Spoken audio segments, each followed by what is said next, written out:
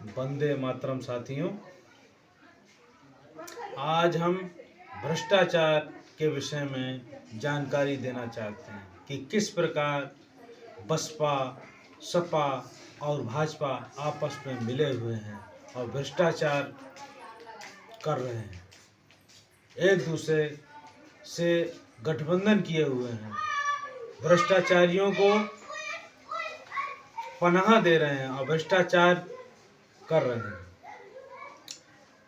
बहुजन क्रांति पार्टी सदैव ही भ्रष्टाचार के विरुद्ध रही और देश में भ्रष्टाचार को खत्म करने का बिगुल बजा रही है।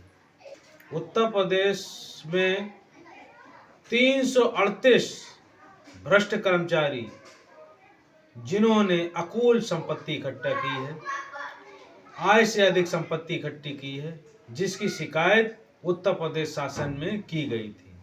उत्तर प्रदेश शासन ने उत्तर प्रदेश सतर्कता अधिष्ठान और भ्रष्टाचार निवारण संगठन को ये जांच दी गई थी।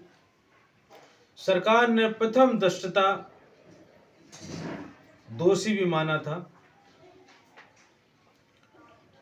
और इसका प्रकाशन भी समाचार पत्रों में हुआ। दिनांक 30 अप्रैल 2010 को दैनिक जागरण अखबार ने भी प्रकाशित किया था। उसके बाद लगातार बसपा की सरकार गई, फिर जहाँ सपा सरकार में हुई, सपा सरकार गई, भाजपा सरकार आई और भाजपा सरकार के बाद दूसरा भाजपा का कार्यकाल आ गया, लेकिन जांच अभी तक चल रही है। कैसी विडंबना की बात है। इस संबंध में हमने सूचना का अधिकार अधिनियम 2005 के अंतर्गत उत्तर प्रदेश सरकार से सूचना मांगी, लेकिन सूचना हमें उपलब्ध नहीं कराई गई। इसके बाद हमने माननीय राज्यपाल महोदय से सूचना दिलाने के लिए प्रार्थना पत्र दिया। माननीय राज्यपाल जी ने गृह विभाग को सूचित किया और गृह विभाग ने ये कहते हुए हमारा आवेदन निरस्त कर दिया कि यह सूचना गृह विभाग पुलिस के अधीन आती है और जांच चल रही है, इसलिए सूचना नहीं दी जा सकती है। इस संबंध में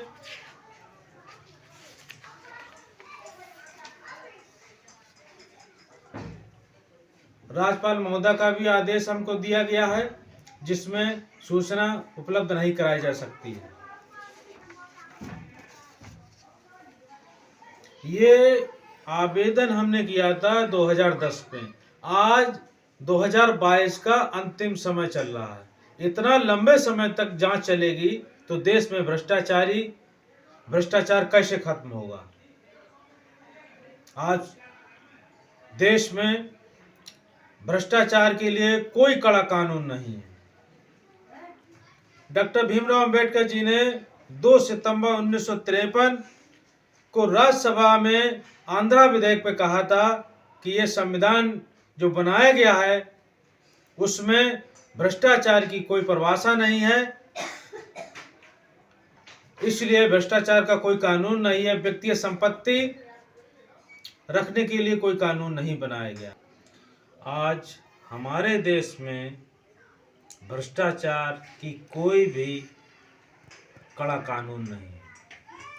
इसके लिए भारतीय संविधान में भ्रष्टाचार के लिए कोई भी परिभाषा ही नहीं बनी, इसलिए आज तक कोई कड़ा कानून नहीं बना।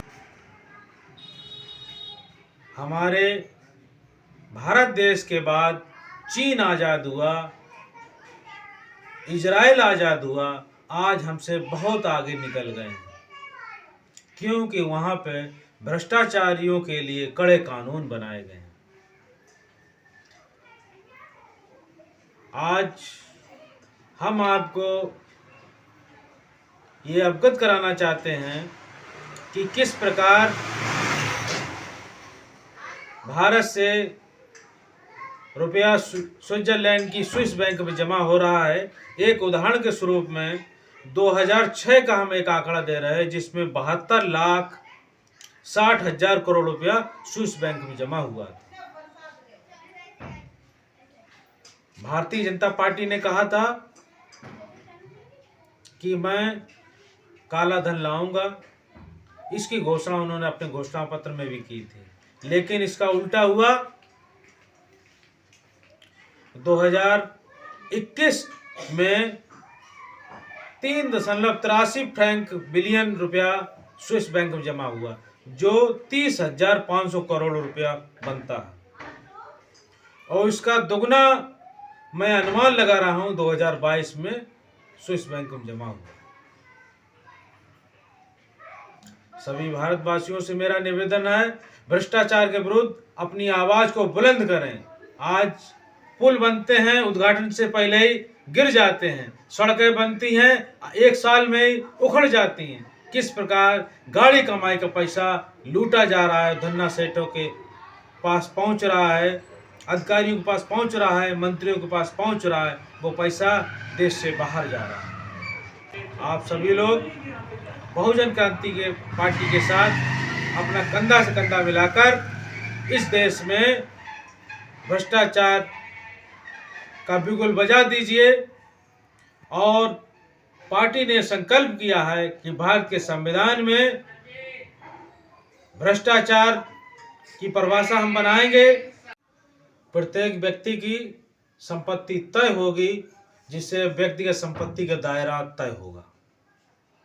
आप सभी लोग बहुजन क्रांति पार्टी का तहे दिल से साथ दीजिए और इस देश को बचाने में बहुजन क्रांति पार्टी का साथ दीजिए। हर भ्रष्टाचारी के विरुद्ध बहुजन क्रांति पार्टी आपके साथ खड़ी हुई है। आज उत्तर प्रदेश में जो 300 भ्रष्ट अधिकारी कर्मचारी हैं, उनके खिलाफ बहुजन क्रांति पार्टी ने बिगुल बजा दिया है। अब चाहे सपा हो, बसपा हो, भाजपा, अब भ्रष्टाचारी बच नहीं पाएंगे। आप सभी से निवेदन है कि भ्रष्टाचार के विरुद्ध आप अपनी क्षमता अनुसार बिगुल बजा दीजिए। इसके साथ ही मैं अपने शब्दों को विराम देता हूं। वंदे मातरम साथियों।